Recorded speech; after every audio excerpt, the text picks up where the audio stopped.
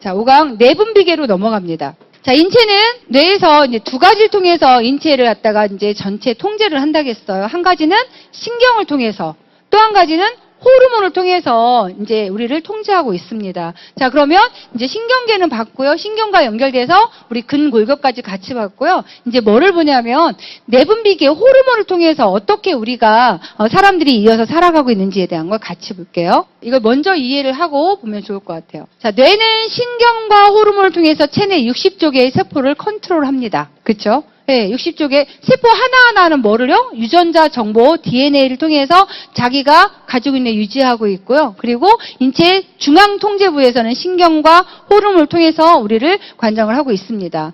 자, 그래서 지금 보니까 신경계는요, 전기적인 신호 전달을 시켰어요. 근육세포나 신경세포나 이 내분비 세포 조절을 시켜준다고 했죠.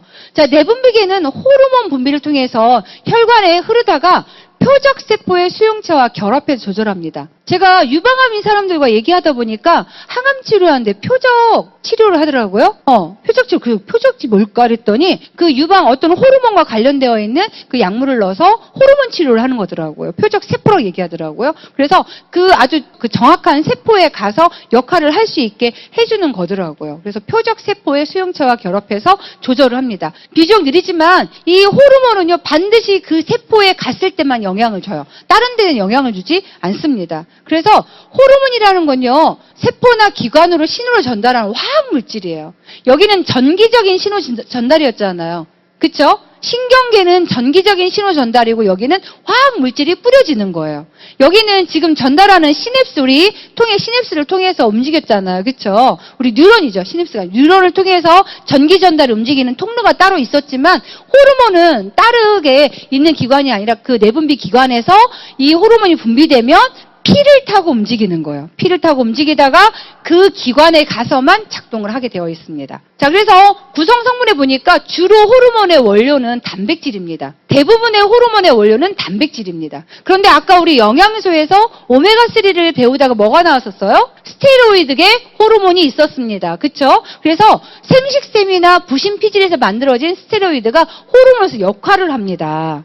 성호르몬의 역할을 해주는 거, 부신 호르몬의 역할을 해주는 건 뭐라고 했다고요? 콜레스테롤, 스테로이드의 호르몬이 있습니다. 이렇게 두 가지가 나눠져 있더라고요. 저는 호르몬은 다 단백질로 만들어준 줄 알았더니 이것도 제가 모르는 부분이었었어요. 자, 그래서 부신피질 호르몬 같은 경우는 부신에 생성되고요. 부신은 어디 있어요? 신장에 깔때기 모양의 모자처럼 써있는 게 부신이라고 얘기합니다. 자, 거기에서 호르몬이 나오고요. 성호르몬이 또 생식샘이나 태반에 생성이 되고 있습니다.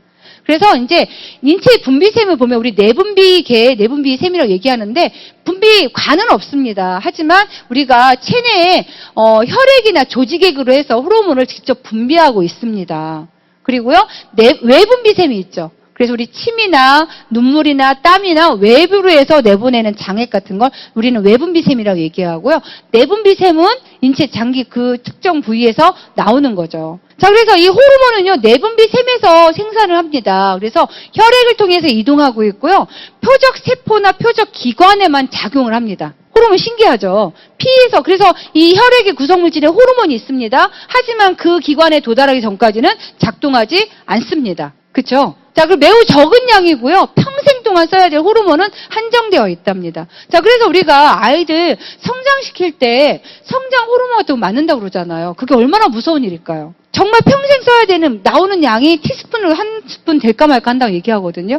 그런데 그것들이 만약에 필요 없는 건 물론 간에서 다 파괴가 됩니다. 필요한 만큼 사용되고 돌아가서 간에서 파괴가 되는데 이게 파괴가 안 될 수도 있다는 거예요. 그렇죠? 그러면서 이게 호르몬은 과다증도 있고 부족하면 부족증도 있거든요. 결핍증인 거죠. 그런 것이 올 수 있는 건데 그거를 만약에 인위적으로 넣어줬다가 나중에 그 아이가 나중에 어떤 일이 벌어질지 모르거든요. 되게 무서운 호르몬 은 정말 제2의 질병을 만들게 되는 되게 무서운 일을 만들게 돼요. 그래서 저는 제가 공부한 바로는 하지 않아야 되는 걸로 알고 있습니다. 매우 적은 양이에요.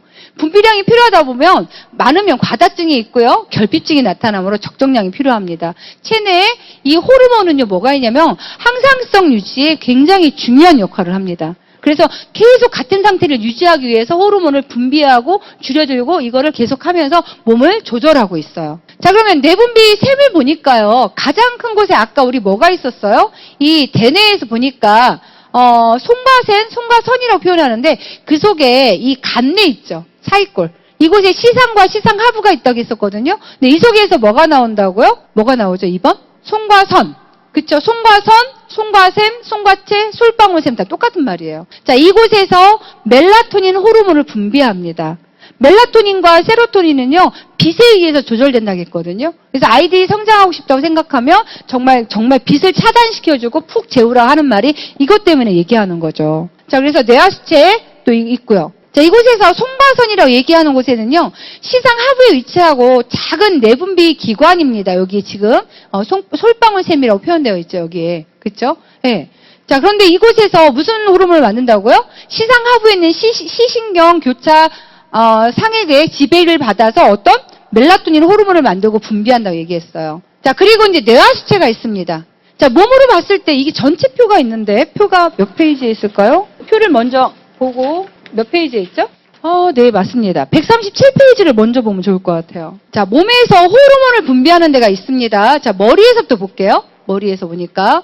자, 시상하부에 뇌하수체가 있다고 했죠? 자, 뇌하수체가 있었고요. 자, 조금 내려오니까 뭐가 있어요? 목에 갑상샘이 있죠. 갑상선, 갑상샘 같은 말이에요. 근데 요즘에는 한글말로 해서 갑상샘이라고 얘기한다고 하더라고요. 갑상샘. 자, 조금 내려오니까 아까 우리 소화기에서 봤던 뭐가 있었습니까? 이자라는 게 있었죠. 이자에서 어떤 호르몬이 나왔어요? 인슐린과 글루카곤이 나왔죠.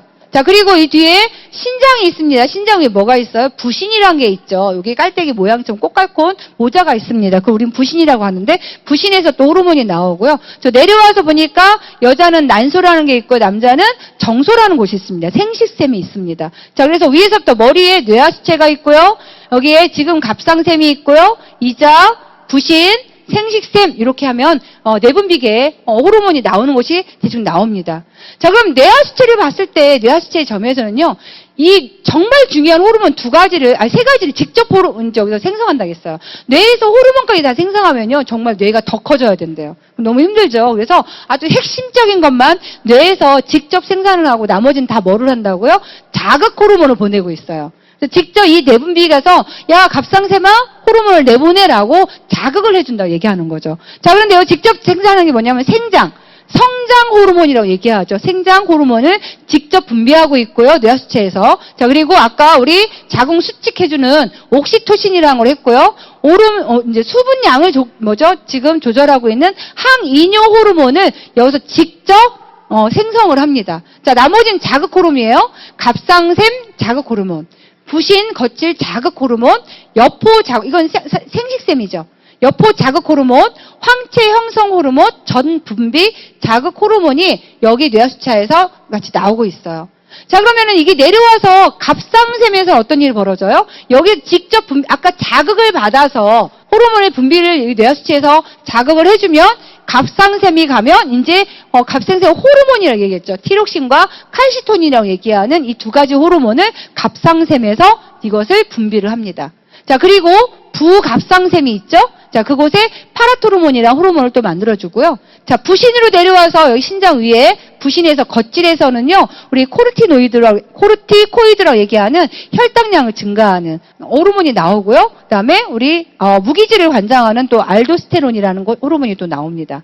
자, 그리고 속질에서는요, 아드레날린 많이 들어보셨죠? 요즘에는 에피네프린이라는 표현을 하더라고요. 이런 호르몬이 또 나와요. 자, 그리고 췌장 이자에서는요, 알파세포에서 글루카곤이 나오고요, 베타세포에서 인슐린이 나옵니다. 자, 그리고 생식샘으로 내려와서 정소에서 남성 호르몬 테스토스테론이라는 게 나오고요, 여성에서는요, 에스트로겐과 프로게스테론이라는 호르몬이 나옵니다. 자, 이렇게 하면 지금 호르몬계, 내분비계를 전체를 다 본 거예요. 다시 볼까요? 네, 다시. 자, 그래서 이거를 하나씩 이제 거꾸로 돌아가서 보도록 하겠습니다. 자, 뇌하수체에서 보니까 지금 직접 생산하는 게 있다겠습니다. 그죠? 아까 뭐였어요? 생장에 대한 거. 그죠? 생장 호르몬에 대한 거. 또 한 가지는 옥시토신, 자궁 수축에 대한 거. 또 한 가지는 항이뇨.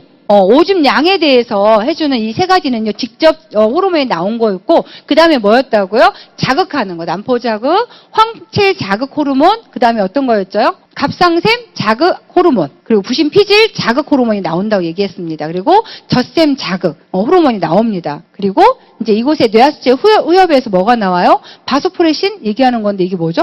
항이뇨 호르몬, 그쵸? 네, 직접 나오는 거, 후엽에서 나오고 있었습니다. 갑상선은 우리가 많이 보는 거니까 한번 보도록 할게요. 우리는 흔히 갑상선이 있다 혹은 갑상선에 걸렸다라는 표현을 자주 쓰고는 합니다. 그런데 사실 갑상선은 감기처럼 어떤 병의 이름이 아니고 우리 목에 있는 장기 중에 하나입니다. 방패 모양의 분비선이라고 해서 갑상선이라고 이름 붙여졌는데요. 그래서 오늘은 우리 몸속의 모든 기관이 임무를 잘 수행하도록 윤활유 역할을 해주는 갑상선에 대해 알아보겠습니다. 우리 목에서 기도의 앞쪽에 위치한 갑상선은 가로 세로 5cm로 나비 모양을 하고 있으며 무게는 12에서 20g 정도 됩니다. 정상적인 크기라면 겉으로 봐서는 보이지도 만져지지도 않습니다. 갑상선의 뒤쪽을 살펴보면 4개의 점으로 된 조직이 있는데요. 이를 부갑상선이라고 하는데 인체 내에서 칼슘을 조절하는 역할을 합니다. 갑상선은 여러 개의 소엽으로 이루어져 있으며 각각의 소엽은 20에서 40개의 여포로 또 구성되어 있습니다. 바로 이곳에서 여러 갑상선 호르몬을 만들고 저장하는데요. 그중 가장 대표적인 호르몬이 혈액 속의 요오드 성분을 이용해서 만들어지는 티록신입니다. 이러한 티록신 호르몬은 신진대사를 촉진시켜 체온을 유지하고 심장박동, 세포 성장, 소화 등을 조절하는 데 매우 중요한 역할을 합니다. 갑상선의 기능은 뇌하수체라고 하는 뇌 속의 기관에서 조절합니다. 뇌하수체는 갑상선 자극 호르몬을 분비하는데 혈중의 갑상선 호르몬 농도가 낮으면 갑상선 자극 호르몬을 많이 분비합니다. 이처럼 뇌하수체가 갑상선 호르몬의 분비를 미세하게 조절하고 있지만 어떤 이유로든 문제가 생기면 이 호르몬의 균형이 깨질 수가 있는데요. 갑상선 호르몬이 지나치게 많이 분비되면 우리 몸의 심박동수가 빨라지고 체중이 줄고 더위를 타는 등의 증상이 나타나는데 이를 갑상선 기능 항진증이라고 합니다. 반면에 갑상선 호르몬이 너무 적게 분비되면 심박동수가 느려지고 체중이 늘고 추위를 많이 타는 등의 증상이 나타나는데요. 이를 갑상선 기능 저하증이라고 합니다. 이처럼 갑상선 기능에 문제가 생기는 경우도 있지만 염증에 의해 갑상선 자체가 커지기도 하고 이로 인해 호르몬 분비에 이상이 나타날 수도 있습니다. 그리고 작은 결절이 생기기도 하는데요. 이 중에 대표적인 예가 바로 갑상선암입니다. 진행 속도가 느려 착한 암으로 알려져 있지만 암의 기원세포에 따라 예후가 달라지므로 갑상선암이라고 해서 무조건 가볍게 보는 것은 바람직하지 않습니다. 갑상선 질환은 보통 여자가 남자보다 4배에서 5배 발병률이 높고 20, 30대에서 많이 발생한다고 보고되어 있습니다. 하지만 최근 들어서는 40, 50대에서도 적지 않게 발견되고 있는데요.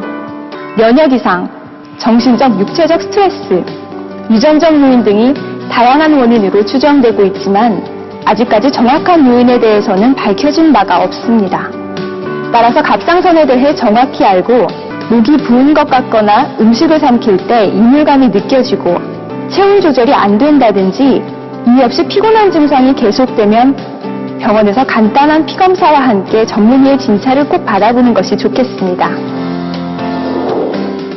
주변에 의외로 갑상선 암인 사람들이 되게 많아요. 요즘에 이제 조기 진단을 통해서 이제 많이 이렇게 알려진다고 이제 알게 되는 경우가 많은데, 근데 이제 갑상선 호르몬의 이제 가장 중요한 역할이 그 세포의 에너지 대사와 관여되어 있다는 거예요. 근데 이제 이거를 만약에 떼어내게 되면은 제거 수술을 하게 되면 앞으로 그 사람은 계속 뭐를 먹어야 돼요? 세포 갑상샘 호르몬을 이제 먹어줘야 되는 거죠. 호르몬이 어떤 역할을 한다겠어요? 세포의 에너지 대사와 굉장히 연결이 많이 됐다고 얘기했습니다. 자, 여기에서 인체 대사 조절, 체온 조절을 한다겠어요.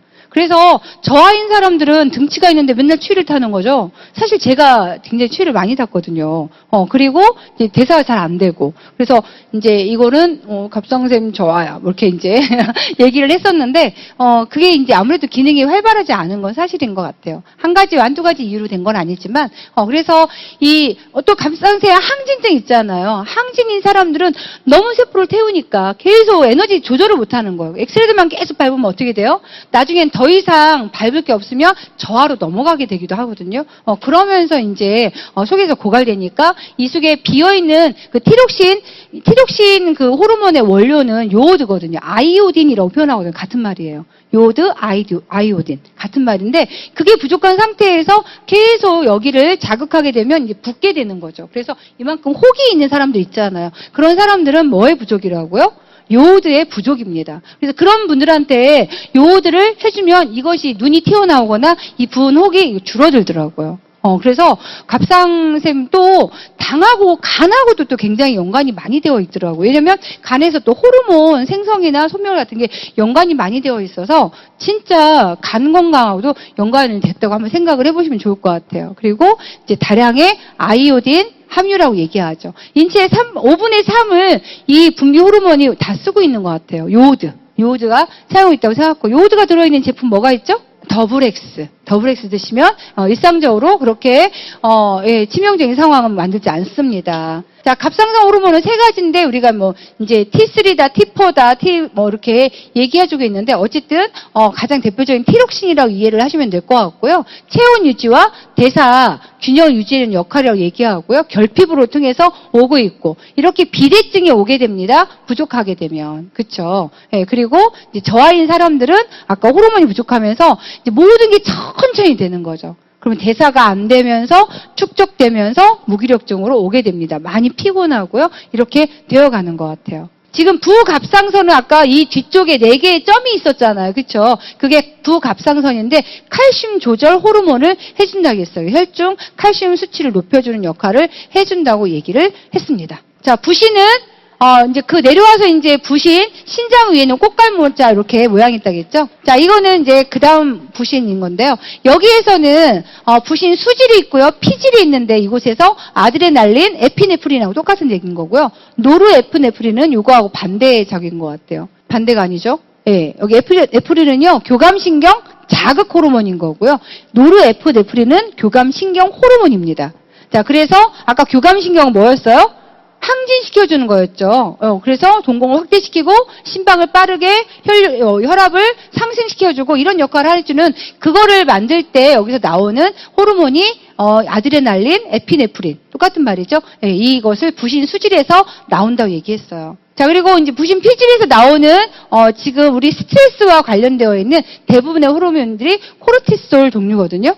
그래서 이건 스트레스와 관련이 많이 되어 있습니다. 이렇게까지 깊게 안 들으셔도 되니까 이런 호르몬이 있다라고 생각하고 넘어갈게요. 자, 아까 정리됐습니다. 뇌하수체에서 지금 했었고요. 목에서 갑상샘이 있었고요. 그리고 여기 지금 부신, 여기 뭐였죠? 신장에 위에 꽃갈모자 부신 호르몬 여기서 있었고요. 이자에서 뭐가 있죠? 알파, 베타, 인슐린, 글리카곤에 대한 걸 나오고요. 이제 그 다음에 넘어갔는데? 그쵸? 이거는 그냥 생식샘은 그 다음에 생식계에서 나오기 때문에 그냥 넘긴 것 같아요. 자, 그러면 이 호르몬은요. 호르몬의 굉장히 중요한 역할이 체내의 환경이 변하더라도 몸의 상태를 일정하게 유지하려는 우리 몸을 보호하기 위한 장치인 거죠. 그래서 혈당이라든지 체온이라든지 그리고 삼투압 조절을 합니다. 자, 이 조절 중추는 누가 한다고요? 간내 시상 하부에서 조절해주는 거고요. 이곳에서 나와서 이 호르몬들이 역할을 한다겠어요. 자, 항상성의 유지에 중요한 역할은 신경계와 호르몬 조절에 따라서 작동을 하게 됩니다. 자, 그래서 이제 피드백의 원리라고 얘기해 주는데요. 지금 음성 피드백이라고 얘기하는 건요. 호르몬이 필요한 것보다 많으면 억제돼서 일정 수준을 유지하는 거고, 양성 피드백은요. 너무 적으면 다시 활성화시켜서 이걸 만들어주는 거죠. 예를 들어서 티록신 호르몬 분비량 조절 과정을 보면요. 티록신은 아까 뭐였었어요? 혈중의 농도가 높다면 아까 티록신은 뭐였죠? 갑상샘 호르몬이었잖아요. 그렇죠? 이것이 높다는 건 에너지 대사를 활발하게 시키는 거잖아요. 너무 항진되면 안 되니까 이걸 어떻게 해야 되겠어요?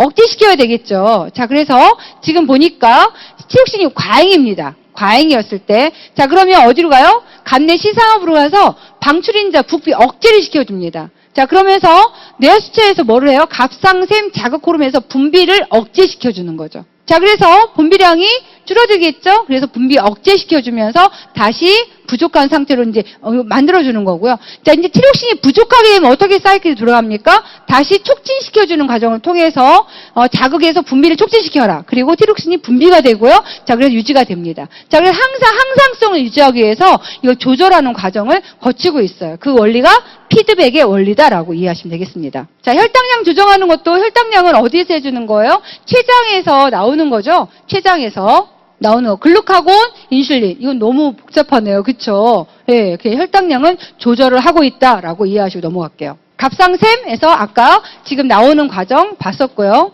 자, 그리고 이제 체액의 농도 조절하는 거. 자, 체액 농도 조절은 어디서 하냐면 신장에서 합니다. 자, 농도가 낮습니다. 물을 마시게 되어 있어요. 자, 물을 마십니다. 시상하부에서 지금 인지가 됐습니다. 뇌하수체에서 넘어가서 뭐라고 해요? 아까 항이뇨 호르몬을 분비를 감소시킵니다. 자, 항이뇨라는 것은 오줌 마려운 걸 마렵지 않게 하는 거죠. 오줌 마렵지 않다는 건 수분을 보유하고 있다는 걸 의미하는 거잖아요. 그쵸? 자, 그래서 물의 재흡수를 억제시키고 감소시켜주는 거니까 그러면 흡수를 억제시켜주면 오줌량이 증가되면서 체액의 농도가 증가되면서 이제 농도를 낮출 수 있는 방법인 거죠. 자, 그럼 체액이 높다, 땀을 흘렸다. 이런 경우에 이제 체액이 높은 상태가 된 거죠. 자, 그러면 어떻게 돼요? 자, 여기 뇌하수체에서 항이뇨 호르몬을 분비를 됩니다. 바소프레신이라는 걸 보내서 분비 증가시키면 이곳에서 어떻게 해줘요? 재흡수를 촉진시켜줍니다. 그러면서 어떻게 해줘요?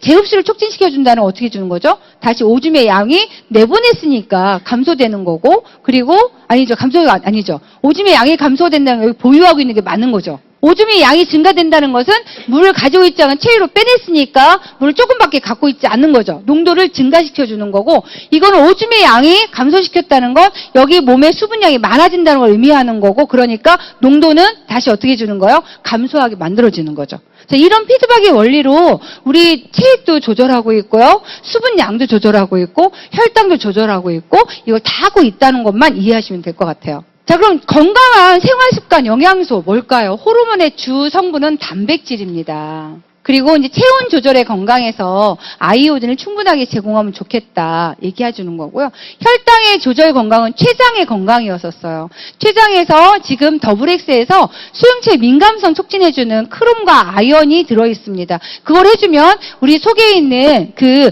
세포 속에 있는 혈당을 가져가서 어디로 보내는 거예요? 간으로 보내거나 아니면 세포로 넣어주는 역할을 해서 이 혈액 속에 들어있는 혈당량을 내리게 해주는 역할을 하게 됩니다. 자, 그리고 식이섬유가 당의 흡수를 늦춰준다고 얘기하죠. 천천히 들어가게 해줍니다. 그래서 췌장 건강에 도움이 되고요. 피를 깨끗하게 해주는 오메가3를 먹으면 도움이 될 것 같고요.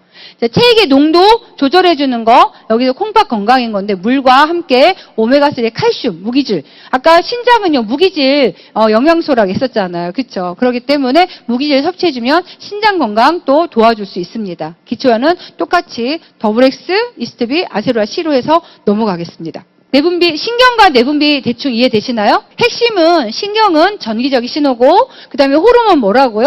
화학적 신호고, 예, 그리고 신경계에서는 뉴런을 통해서 전송이 되고요, 전달이 되고, 그 다음에 호르몬은 피를 통해서 전달되는데 이것은 반드시 표적 기관이나 표적 세포에 가서만 움직입니다라고 얘기했죠. 이거를 분비하는 기관이 어디라겠어요? 뇌하수체, 갑상샘, 이자, 부신, 그 다음에 생식샘. 이해되셨나요? 네, 그곳에서 내분비 호르몬을 분비하고 있습니다. 자, 넘어갈게요. 자, 10장에 이제 생식계와 유전이 있어요. 어떻게 사람이 태어나서 죽어가는지. 자, 사람의 생식입니다. 자, 우선 남성을 먼저 볼게요. 남성. 자, 남성의 생식 기관을 보니까 여기 고환, 정소라는 것이 있죠. 우리 정자를 생성해 오는 곳입니다. 정자를 생성하는 곳이죠. 자, 정소는요, 고환이라고 얘기하고요. 외부로 노출된 음낭에 쌓여져 있습니다. 음낭은 시원하게 해주라고 얘기하죠. 그래서 남성들은 째는 팬티보다는 어때요? 헐렁한 트렁크가 훨씬 더 좋습니다. 여기가 고환이 열이 높잖아요. 그럼 나중에 뭐가 안 돼요? 불이 놓을 수 있어요.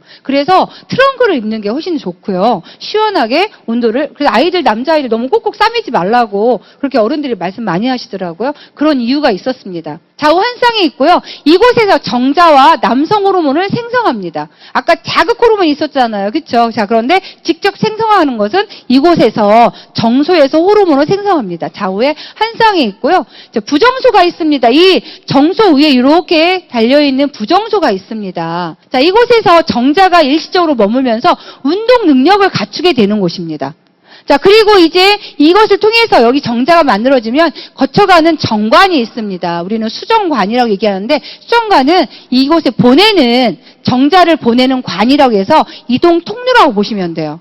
자, 그러다가 여기에 전립샘이 있습니다. 전립선 또는 전립샘이라고 얘기를 해줍니다. 이곳에서는요, 영양물질을 갖게 됩니다. 점액 등의 정액을 구성하는 물질을 이 전립선에서 만들어줍니다. 그리고 정랑이 있죠? 여기에 바로 의 정랑이 있습니다. 이곳에서 정액을 이루는 물질을 분비하게 됩니다. 자, 그리고 이곳에서 요도와 함께 되어 있습니다. 그래서 전문가들이 그 얘기를 하더라고요. 남성은 요도와 정관이 같이 되어 있죠. 그래서 여자는 따로따로 되어 있잖아요. 그래서 여자가 더 고등 동물이라고 얘기를 해주더라고요. 남자 하늘 맞아요? 아니죠. 그렇게 얘기를 했어요. 전문가께서. 그래서.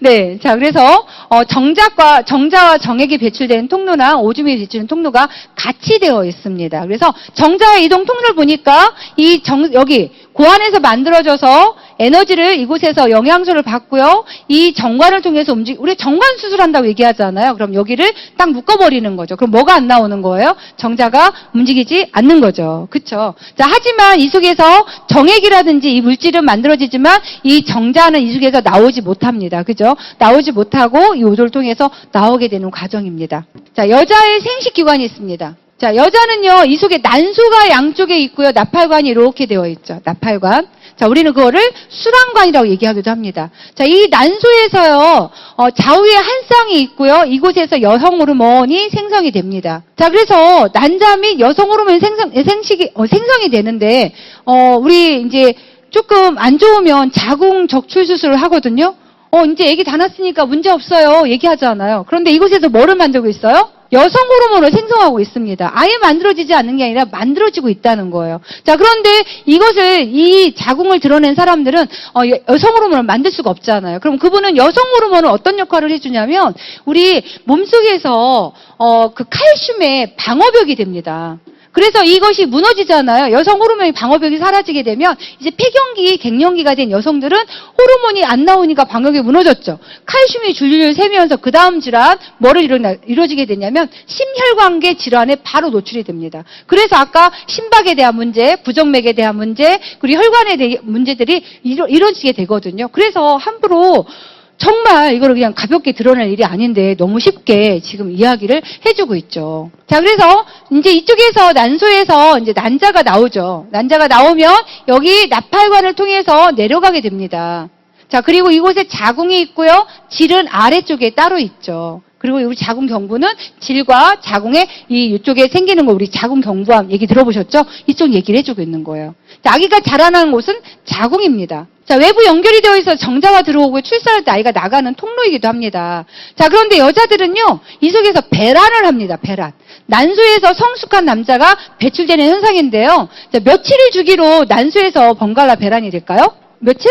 28일. 28일 주기로 해서 좌우 난소에 번갈아 배란이 됩니다. 한쪽에서 이쪽에 나왔다고 생각하면 그 다음에 이쪽에서 나오게 되는 거죠. 자, 그래서 우리가 이 난소 제거 수술을 한쪽에 한 사람들은요, 어떻게 될까요? 한쪽에서 계속 나오다 보니까 결국에 나오는 양이 한정되어 있죠. 그러다 보니까 나중에 결국 폐경이 빨라진다는 그런 이야기를 또 합니다. 자, 그래서 난자 이동 경로를 보니까 뭐가 돼요? 난소죠. 자, 난소에서 배란이 됐습니다. 수랑관, 난자를 보내는 관이라고 해서 수랑관, 나팔관 이렇게 얘기를 해줍니다. 자, 그리고 자궁으로 가서 됐고요. 자, 질이 있고 몸 밖으로 나가게 됩니다.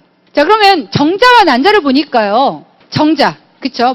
정자는요, 핵이 들어있어요. 여기 머리 부분에 핵이 들어있습니다. 그리고 여기에 이 정자 머리 옆에 미토콘드리아 에너지, 꼬리를 활발하게 움직일 수 있게 미토콘드리아가 여기에 있어요. 에너지가 여기 있습니다. 자, 그리고 꼬리를 향해서 가지고 있어서 이제 난자 쪽으로 가게 되는 거예요. 자, 그냥 난자는요, 여기 겉에 투명대라는 막으로 씌워져 있습니다. 난자를 싸고 있는 투명한 막이에요.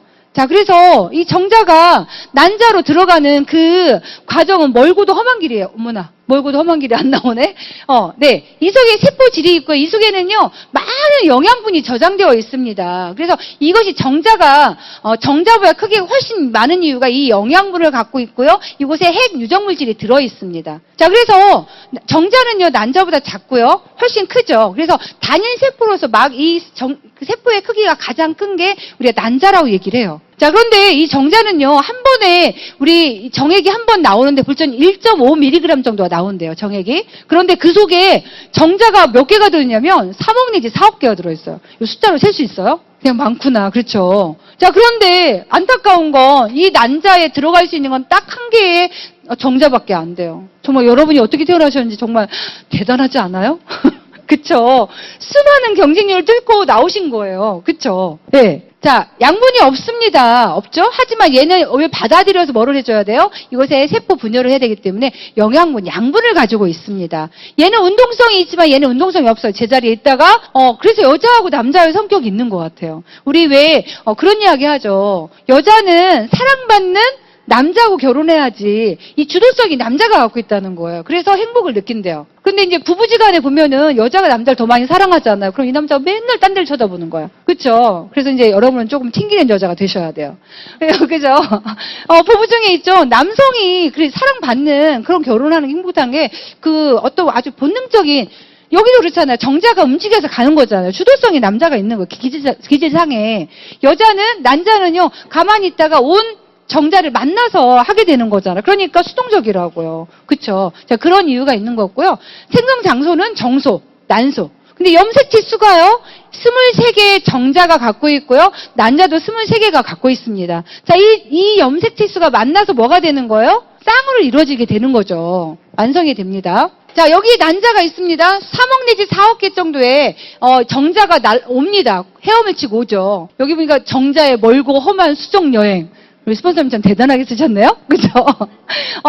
사정수가 아까 이렇게 내외라고 얘기했었는데, 아까 많으면 3억 내지 4억 개인 거고요. 예, 이렇게 내외가 이제 통과돼서 안으로 들어오는 거죠. 자, 그랬는데, 여기에서 보니까 정자 수가 있는 거고요. 전체 정자 수 3,900만 이상? 이렇게 나오네요. 농도 했던. 예. 근데 여기 보니 이게 중요해요. 정자의 생존일은요, 3일이에요. 3일. 난자의 생존일은 며칠일까요? 하루예요, 하루. 그래서 우리가 임신을 준비할 때 병원에 가면요, 배란일을 맞춰서 할 때 배란일 앞뒤로 어때요? 이 3일간을 임신 기간으로 우리가 보거든요.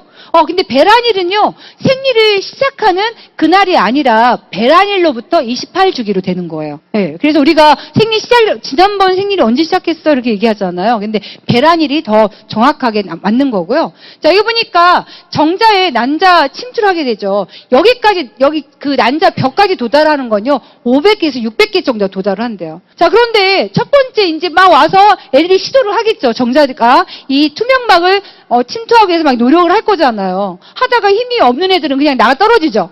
그럴 때 기회를 잘 본 애가 바로 들어가면 어떻게 되는 거예요? 그래서 꼭 튼튼한 게 들어간다는 보장은 없는 것 같아요. 그죠? 그래서 이제 기회를 잘 보고 들어온 것도 있는 거죠. 자, 얘가 너무 신기한 건요, 얘가 한 애가 여기 이 막을, 투명대의 막을 딱 뚫잖아요. 그러면요, 이것이 타는 순간 전체 막이 딱 쓰여지면 더 이상의 정자를 받아들일 수가 없습니다. 너무 신기하죠. 그래서 참 신기하다. 이것만 봐도 우리 사람이 정말 한 생명이 태어나는 게 얼마나 대단한가를 세상 볼 수 있고요. 여성의 생식 주기, 자궁의 변화에 대한 거, 이 그림을 한번 같이 보도록 하겠습니다. 자, 처음에 여포 성장이 이제 난소 내에서 변화가 되는데요. 이제 이 난자가 배란이 됩니다. 갖고 있다가 이제 다 안고 있는 거죠. 평생 동안의 난자는요, 나올 양이 한정되어 있답니다. 한정되어 있어요. 그래서 아까 정자는요, 한 번에 나오는 것도 수억 마리가 나오지만, 여자의 난자는요, 평생 나오는 게 약 300여 개 정도 나온다 얘기하더라고요. 근데 그것이 끊어지면 폐경기가 오는 거예요. 자, 그런데 이것이 딱 배란이 됐죠. 자, 자궁벽으로 한번 볼게요. 자, 이렇게 튼튼하게 되어 있었는데, 얘가 지금 어떻게 됐어요? 배란이 됐죠. 자, 지금 지금 같이 세포가 난자가 있다가 성장을 하고 있다가 배란이 딱 됩니다. 자, 그럼 어떻게 돼요? 그 순간 어떻게 되면 호르몬이요, 쭉 올라오다가 어떻게 되냐면 에스트로겐과 프로게스테론이라고 있잖아요. 호르몬이 이때 딱 배란이 되는 순간 이것이 낮아졌다가 다시 올라갑니다. 자, 그러면서 에스트로겐이요, 여기에서 자궁벽이 점점 두텁게 합니다. 자, 그런데 이게 배란이 됐는데 임신이 안 됐어. 그럼 어떻게 돼요? 자궁벽이 허물어지면서 나오는 거 우리 뭐라고 그래요? 생리라고 얘기하는 거죠. 자, 그러면서 자궁벽이 낮아지면서 다시 배란이 되면서 두텁게 됩니다. 자, 그래서 여기에 있는 이 세포가 난소가 나오는 그때부터 해서 여기까지 전체를 어떻게 돼요? 이걸 28일 주기로 보는 거예요. 28일. 자, 그럼 배란기는 언제예요? 배란기는 언제인 거죠? 14일. 그쵸? 14일인 거죠. 그래서 아이가 태어나는 건 14일부터 체크하는 게 아니라 요때부터. 자, 일주일, 지금 여기서부터 월경기가 지나가고 난 다음에 배란이 여기 딱 돼가지고 여기 엿포기가 있죠. 자, 그리고 난 다음에 이것이 지금 임신 여기 막이 이렇게 다, 자궁벽이 두터워지면서 그러면서 여기가 지금 임신을 하기를 준비를 하고 있는 거예요. 자, 그런데 정자가 안 들어와서 다시 월경을 시작을 하게 되죠. 이렇게.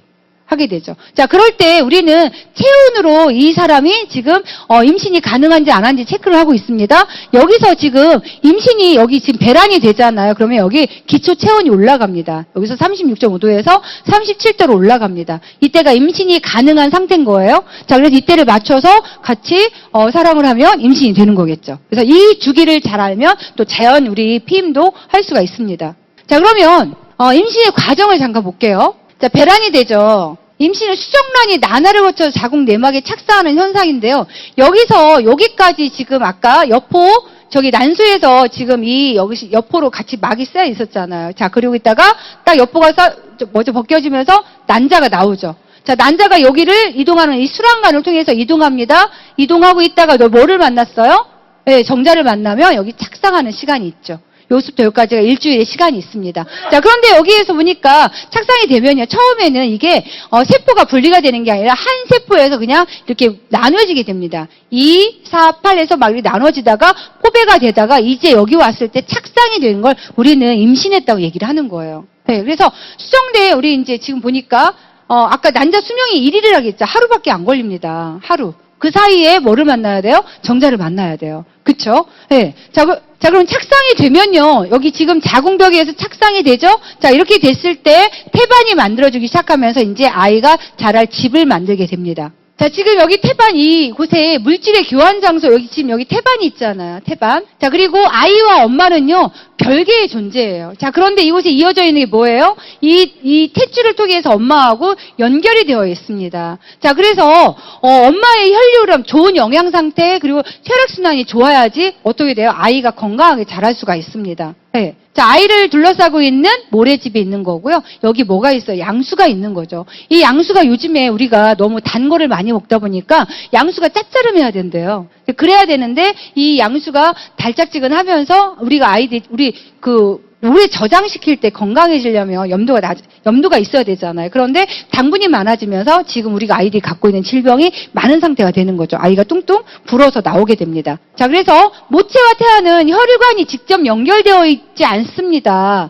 여기서 뭘로 탯줄을 통해서 산소와 영양소 그리고 이 속에서 또 어때요? 탄수와 노폐물을 엄마한테 갖다 주게 됩니다. 같이 이쪽에 혈류 같이 움직이죠? 태반을 통해서 같이 이 속에서 움직여서 영양소의 교류, 산소의 교류가 이어진다는 거 볼 수 있어요. 자, 성장 과정에서 보니까 지금 이제 우리가 임신 1주다, 2주다, 3주다, 4주다 이렇게 얘기하잖아요. 총 몇 주 동안? 40주를 통해서 아이가 자랍니다. 자라는데요. 마지막 월경 시작일부터 측정하는 거죠. 그래서 40주까지. 그래서 지난달 월경 언제 했어요? 라고 임신했을 때 가면 꼭 체크를 하거든요. 기억을 잘 하나요? 네. 자, 기억을 해서 그때부터 40주를 측정을 해주는데, 그런데 여기서 보니까, 임신 초기의 중요성은요, 우리가 임신이라고 느끼지 못하는 건 임신 4주까지는 거의 못 느껴요. 보통 3주 돼서 4주 정도 돼야지만 이제 심장이 뛰면서 알게 되거든요. 자, 그런데 중요한 거, 아까 우리 중추신경계 있었잖아요.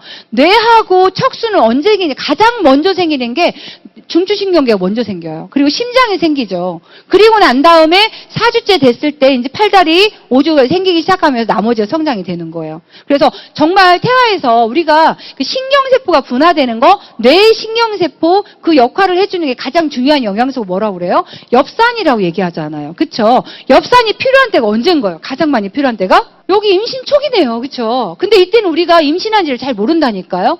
자, 그래서 얘가 지금 가임기, 임신을 준비하고 있는 여성들이라면 미리 우리 딸들 같은 경우에도 뭐를 먼저 먹여야 돼요? 엽산을 먼저 먹여주셔야 되는 거죠. 그래서 이때 엽산이 부족하면 신경계 분화가 잘 안 돼서 우리가 기형아 출산이 나오게 됩니다. 그래서 평소에 잘 챙겨 먹이시라는 거고요. 이것이 먼저 중요한 게 이루어지고 거의 끝까지 계속 성장이 이루어지게 되는 거고요. 심장 같은 경우에도 예, 지금 한 5주가 되면 거의 아이가 심장이 벌써 벌떡벌떡 뛰게 되는 걸 느껴지시게 되잖아요. 그래서 정말 생명체라는 걸 알아주셔야 될 것 같아요. 자, 출산 과정 이거는 이제 우리가 38주 수정 후에 38주 월경일로부터 시작부터는요. 예, 여기에 28일 있었으니까 해서 280에 40주가 되면 아이가 나온다고 얘기해 주시면 될 것 같아요. 자, 그런데 지금 조산이 엄청 많이 일어나고 있습니다. 조산의 이유를 보면은 이제 그 아이의 그 자궁안의 환경이 나빠지면 아이가 조산이 되는 거잖아요. 그런데 그 원인을 봤을 때 엄마의 혈액순환과도 많이 관여가 되어 있고요. 그리고 어떤 호흡에서도 마찬가지겠죠. 그래서 정말 좋은 공기와 좋은 물과 그리고 좋은 우리 피를 가지고 아이가 공유하는 거기 때문에 그걸 만들어주지 않으면 아이들이 충분히 자라지 못하고 밖으로 나오는 상황이 됩니다. 그럼 다 누구의 불행이에요? 엄마. 아이도 그렇지만 그 아이를 케어하는 그때부터 너무 힘든 일이 벌어지기 때문에 정말 모체 안에 있을 때 건강을 챙기는 게 정말 중요한 것 같아요. 자, 쌍둥이에 대한 거 한번 볼까요? 자, 지금 한 난자에 한 정자가 왔는데 이 중에서 어떻게 하다 보니까 이것이 난인 거예요. 그래서 일란성 쌍둥이는요 똑같이 생겼죠. 하나의 정자와 하나의 난자가 만났기 때문에 똑같이 생겼습니다. 하지만 일란성은요 어떻게 난자가 두 개가 나와서 하나만 나왔어요. 근데 두 개가 나온 거예요. 각각 다른 정자가 만나서 이렇게 된 거죠. 그렇죠? 그래서 각각 다른 아이입니다. 쌍둥이인데 하나도 안 닮은 사람도 있잖아요. 그런 사람들은 일란성인 거죠. 그래서 유전적 요인도 있고요. 요즘에는 불임이다 보니까 수정관 시험을 하다 보니까 정말 삼둥이까지 막 나오죠. 이제 그런 경우가 많이 있더라고요. 그래서 일란성과 일란성은 우리 다른 난자, 같은 난자냐 다른 난자냐에 따라서 다르게 나온 것이다라고 이해를 하시면 될 것 같아요. 유방에 대해 넘어가고요. 이제 생식계 지나고 마지막 면역에 대한 거 하면서 이제 정리하도록 하겠습니다.